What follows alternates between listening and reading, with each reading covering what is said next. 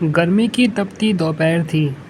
12 साल का आर्यन, जो हमेशा से रहस्यमयी कहानियों का शौकीन था, अपने दोस्तों के साथ ब्लैकवुड समर कैंप पहुंचा। यह कैंप घने घने जंगलों के बीचों बीच स्थित था, जहां सूरज की रोशनी भी बहुत मुश्किल से ज़मीन तक पहुंच पाती थी। यहाँ मोबाइल नेटवर्क का नामो निशान नहीं था। कैंप के जो मेन ट्रेनर थे, जिनका नाम था मिस्टर खन्ना, जिनकी उम्र का अंदाज़ा लगाना नामुमकिन था। चेहरा झुर्रियों से भरा था, लेकिन आंखें किसी शिकारी की तरह तेज और ठंडी थी। कैंप का पहला दिन अजीब था। मिस्टर खन्ना ने एक ही नियम बनाया था: रात को 9 बजे के बाद कोई भी अपने टेंट से बाहर नहीं निकलेगा। अगर तुम्हें बाहर से कोई आवाज़ दे, चाहे वह तुम्हारे घर वाले ही क्यों ना हो, जवाब मत देना। आर्यन ने इसे गंभीरता से लिया और उसे लगा यह शायद बच्चों को डराने और नियम में रखने का कोई तरीका सोचा है सर ने। तो रात के 9:30 बज रहे थे और कैंप में सन्नाटा था, और अचानक से आर्यन को टेंट के बाहर से अपनी माँ की आवाज़ सुनाई दी। आवाज़ बिल्कुल वैसी ही थी, मीठी और ममता से भरी। आर्यन, बेटा बाहर आओ, देखो मैं तुम्हारे लिए क्या लाई हूँ। आर्यन का दिल धक धक करने लगा। उसे याद था कि वह उसकी माँ हजारों मील दूर रहती है यहाँ से। उसने खिड़की से बाहर झांकने की कोशिश की, लेकिन बाहर सिर्फ गहरा काला अंधेरा था। उसने अपने दोस्त समीर को जगाया, लेकिन समीर गहरी नींद में था। आर्यन धीरे से टेंट की जिप खोलने ही वाला था कि तभी उसे याद आया कि मिस्टर खन्ना ने चेतावनी दी थी। वह वापस बिस्तर पर लेटा रहा, लेकिन पूरी रात उसे बाहर से पंजों के खरोंचने की आवाज़ें सुनाई देती रही। अगले दिन कैंप के अन्य बच्चे अजीब व्यवहार करने लगे। राहुल, जो कल तक सबसे ज़्यादा शरारती था, आज चुपचाप एक पेड़ के नीचे बैठा सूरज और उस जंगल को घूर रहा था। जब आर्यन ने उससे बात करने की कोशिश की, तो राहुल ने बिना पलक झपकाए कहा, वे आ रहे हैं, वे देख रहे हैं, समय ख़त्म हो रहा है। आर्यन को लगा राहुल मजाक कर रहा है, लेकिन जब उसने राहुल का हाथ छुआ तो वह बर्फ़ जैसा ठंडा था, जैसे उसमें खून नहीं बल्कि बहता हुआ पानी हो। कैंप में एक पुराना सूखा हुआ कुआं था पास में, जिसे बच्चे विशिंग वेल कहते थे, लेकिन उस कुएं के पास जाते ही शरीर में एक सिरहन दौड़ जाती थी। दोपहर के समय आर्यन और समीर ने देखा कि मिस्टर खन्ना उस कुएं के पास खड़े होकर कुछ अजीब भाषा में बड़बड़ा रहे थे। वे एक लाल रंग का धागा कुएं में डाल रहे थे, और उनकी आंखों से आंसू नहीं बल्कि काला गाढ़ा पानी निकल रहा था। दोनों छिपकर देख रहे थे, लेकिन तभी समीर का पैर एक सूखी टहनी पर पड़ा। खन्ना जी एकदम से पीछे मुड़े।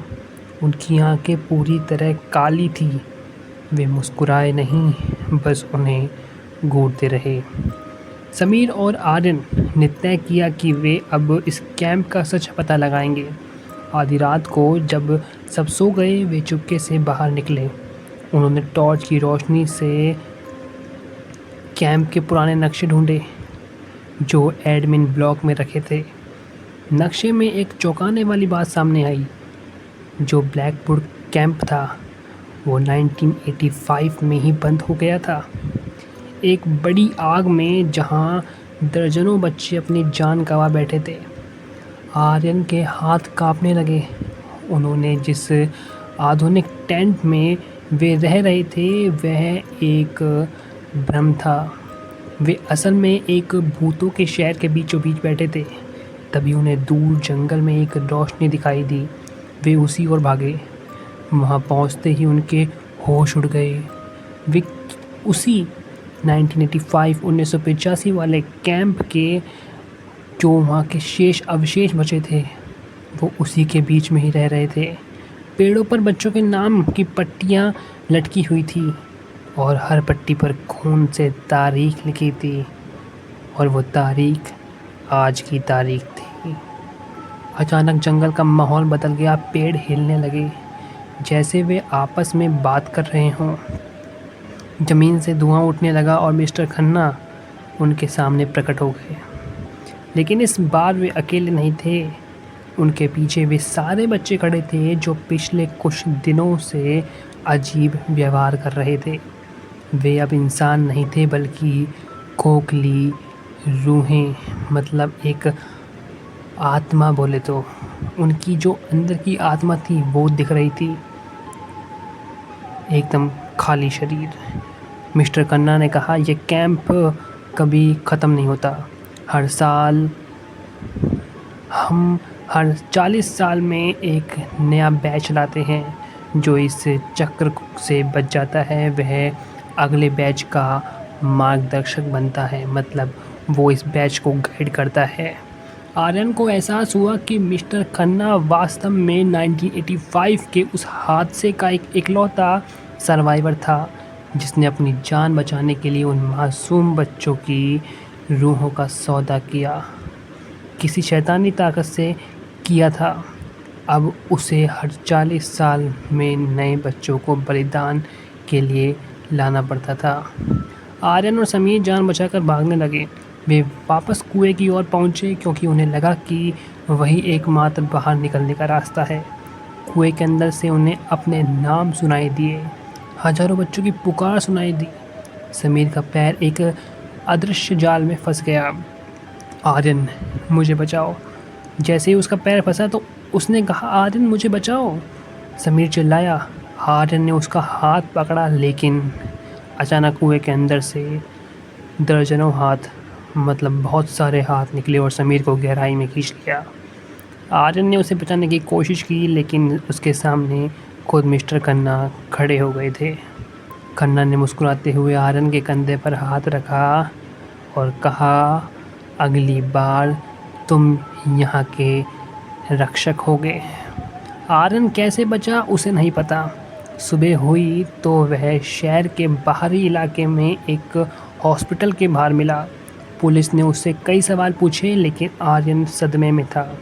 उसने पुलिस को उस जगह के बारे में बताया, लेकिन जब पुलिस दल उस जंगल में पहुंचा तो वहाँ कोई कैंप नहीं था, सिर्फ जंगल था और बहुत सारे पेड़ थे।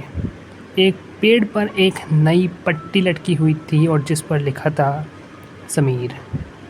आज सालों बाद आर्यन एक साइकेट्रिस्ट, बोले तो साइकोलॉजिकल डिसऑर्डर मनोवैज्ञानिक के पास जाता है।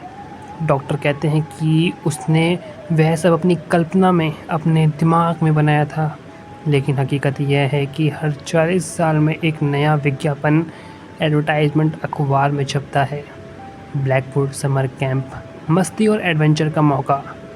और आर्यन आज भी रात को सोते समय अपनी खिड़की के बाहर वही आवाज़ सुनता है, आर्यन बाहर आओ।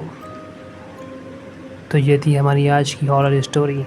ऐसी ही हॉरर स्टोरीज़ के लिए चैनल को सब्सक्राइब कर ले। मिलते हैं ऐसी नेक्स्ट वीडियो में, तब तक के लिए गुड बाय।